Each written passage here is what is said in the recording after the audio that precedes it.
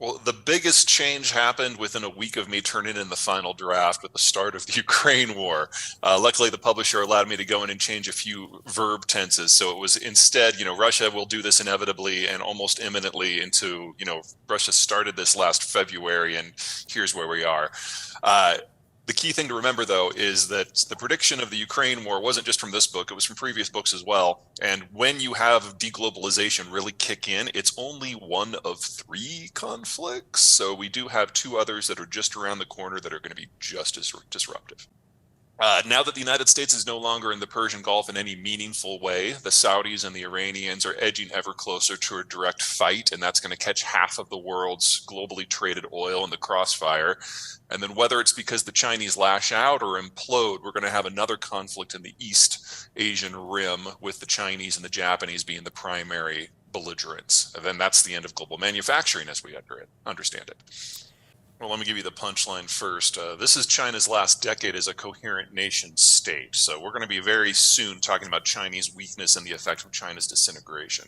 But let me give you three big reasons. First of all, like that chapter that you quoted, there is nothing that is made in China that can't be made anywhere else. And because their demographics have been aging so aggressively for so long, their labor costs are now about 3 times what the labor costs of Mexico are. And Chinese labor is not as highly skilled as Mexican labor. So we've already seen the hemorrhaging out of the industrial space, most notably to Mexico and Vietnam, but some to the United States as well. In fact, the United States is competing on some of these sectors that we honestly had given up on, because now with the shale revolution, our energy prices are the lowest in the world, our electricity prices are the lowest in the world. So we're in this weird world where the United States excels at the high end and the low end at the same time, while the Mexicans take care of everything in the middle. It's a very successful system, and it's outcompeting the Chinese on most metrics. Second, the Chinese do not have the naval capacity to push out from their own coast. Yes, they've got a lot of vessels, but only about 10% of them can sail more than 1,000 miles from the coast. And that assumes no one's shooting at them and they're going slow to save fuel. Really, the operational range for the Chinese Navy is only about 300 miles. So they can't get past Vietnam, much less to the Persian Gulf if there's an energy crisis. And then third, back to those demographics. Since the book came out, the Chinese have been updating bit by bit their census data, and they've now come to the public conclusion that they overcounted their population by in excess of 100 million people, with all of those missing millions aged 40 and under. If that is true, and I can't imagine that they'd be bad-mouthing themselves to make themselves look good. I mean, the logic of that's weird.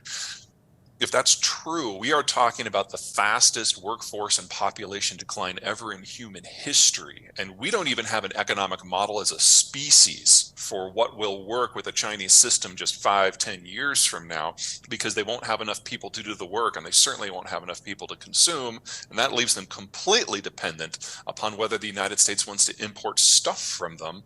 And it's become very clear in our politics under both Trump and Biden that the answer to that is no.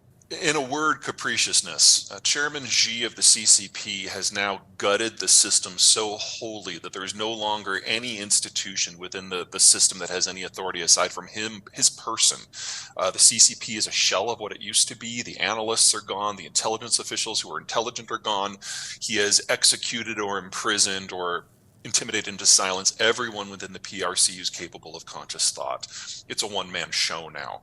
And so policy reflects what he says on any given day, and then the bureaucrats take it one of two directions. Number one, they wait to be personally told what to do, so we get scoliosis. Or two, they're zealots and they think they're doing what he wants, and that's how you get people out in EV suits, dusting runways with virusicide in order to disinfect them during COVID. So the ability of this country to carry out functional policy is now gone. And it's down to the whims of one man with a bureaucracy that doesn't know what to do with that. We're seeing organizational failure in real time. It's something worth considering, because the whole idea of how we fought the Cold War is we created globalization to patrol the ocean so that anyone could ship anything anywhere and interact with any partner and access our market. That's how the world rebuilt itself after World War II. And that was the deal that Nixon handed to Mao himself in China in order to get the Chinese to switch sides in the Cold War. And it worked. But China's too big now, and the rest of the world is too aged now. And that deal was never going to last much longer than 1992. Honestly, it's a surprise it's lasted this long. Xi, as the leader of a one-man state, theoretically does have the power to completely change course. But the sacrifices that China would have to give to the United States economic and strategically to attract American interest in some sort of New Deal, I don't see that happening. We're going through our own period of isolationism here in the United States, and China bashing has become a very strong bipartisan point of agreement in American politics. It's one of the few. Well, something to keep in mind about Americans, especially white Americans, is they have a real hard time telling different ethnic groups apart. If you remember back to 9/11, most of the people who were getting attacked were Hispanic because Americans didn't know the difference. So anytime you see actions by Americans in that vein, you gotta look through it. You gotta look at that very, very closely. It's ignorance. So I think that's probably a better word to use than hatred or intolerance. And one of the things we have seen that has really impressed me of late, well, let me give you two things. Number one, with the Ukraine war, American charity towards Ukraine has just caught me off guard. The degree of effort, not just by the government, but by private citizens and firms to stand with the Ukrainians. And second, say what you will about the rest of his politics. One of the great successes of the Trump administration was convincing Americans, especially conservative Americans, that Mexicans were part of the family. So we are capable of these huge leaps forward in terms of social unity, and we usually don't even acknowledge it until 30 years later. I must have heard you wrong, because my experience was not that President Trump convinced the Chinese. So everyone is just kind of making an educated guess here, and more or less everyone's on the same page, but no one's really sure. So the best guess is Kim Il-sung. That's the grandfather, the guy who fought the Japanese, founded the country. When he passed on and the power went to Kim Jong-un, or Kim Jong-il, this guy, the crazy one. Kim Jong-il was raised in North Korea on the propaganda, and as a result, it broke him, and the guy is clinically nuts. So is the entirety of the second generation. So the remaining generals from the first generation were like, oh, holy crap, we did not mean for this to happen. So they sent the whole third generation, including Kim Jong-un, out into the world to learn how it really works. So Kim Jong-un actually went to school in Switzerland. Right. And then when his father died, he comes back at the tender age of 26 to take over. And so he is dealing with an internal problem because he's got this first generation who's tough as nails and control the military. And he's got the second generation that's just batshit crazy. And so he's trying to figure out how he can winnow the ranks down without triggering a civil war. And his solution was to beat his chest a lot to satisfy them all.